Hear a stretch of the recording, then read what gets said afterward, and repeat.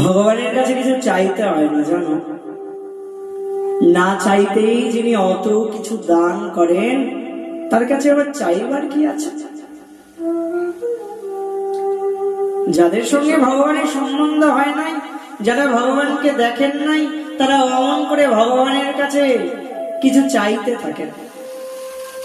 কিন্তু যিনি ভগবানকে পেয়ে গেছেন, ভগবানের সঙ্গে যার সম্বন্ধ হয়েছে, তিনি ভগবানের কাছে কিছু চাইতে পারেন না। ধ্রুব মহারাজ, ভগবান তাকে জিজ্ঞাসা করছেন, ধ্রুব বলো বলো বলো কি চাই তোমার?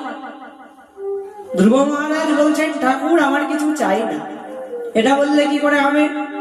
তুমি তো পিতার সিংহাসনে বসবে বলে আমার ভজন করেছো, তো বলো বলো বলো এখন বর চেয়ে নাও। ধ্রুব মহারাজ বলছেন, ঠাকুর আমার কিছু চাই না, তবে যদি দিতেই হয় তবে এই বর দাও যেন কোনোদিন তোমার কাছে কিছু না চাই। দেখো ধ্রুব মহারাজের চরিত্র। প্রহ্লাদ মহারাজ, তিনিও ভগবানকে লাভ করেছেন। প্রহ্লাদ মহারাজকেও ভগবান যখন বললেন, প্রহ্লাদ বর চাও, প্রহ্লাদ মহারাজ বলছেন, ঠাকুর মাম প্রলোভয়, ঠাকুর আমায় লোভ দেখাচ্ছ বুঝি? এমনি তো লোভী মানুষ, তার মধ্যে তুমিও যদি লোভ দেখাও তবে আর কি করে বাঁচবো ঠাকুর?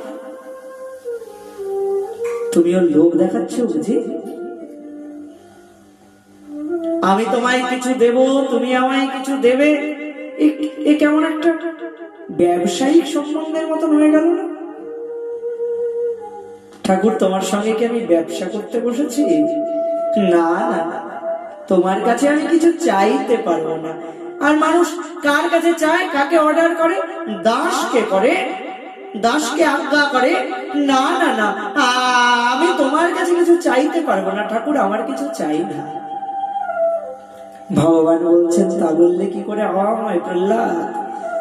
আমি স্বইচ্ছায় তোমায় দিতে চাইছি, তুমি তো নিজের থেকে নিচ্ছ না, কিন্তু আমি যখন দিতে চাইছি তখন তুমি কৃপা করে কিছু চেয়ে নাও।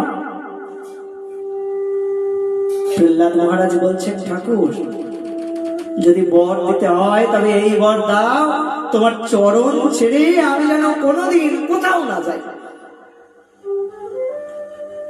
এই যে একবার চলে এসেছি চরণে, আর কোথাও যেতে চাই না। ভগবান বলছেন, তা বললে কি করে হবে, তোমার এখন অনেক দায়িত্ব বাকি।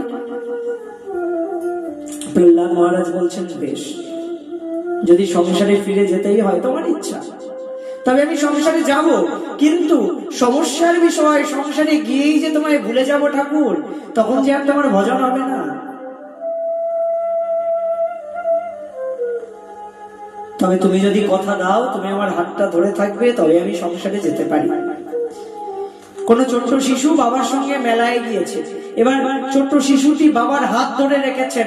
এবার শিশুটি মেলায় ঘুরতে ঘুরতে হয়তো বেলুনের দিকে নজর পড়লো, বেলুনের দিকে দেখতে দেখতে কখন বাবার হাতটা ছেড়ে দিয়ে অমন করে মেলার মধ্যে হারিয়ে গেছে, সে নিজেও জানতে পারে না।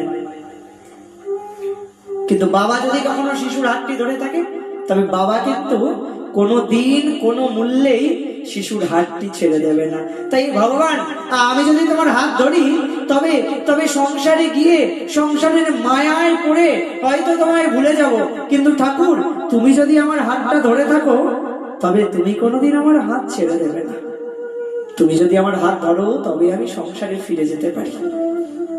ভক্ত এমন হয় জানো, যে ভগবানের কাছে কিছু চাইতে পারে না, আর যে ভগবানের কাছে চায় আসলে তার সঙ্গে ভগবানের সম্বন্ধ এখনো হয় নাই, তাই সে চায়।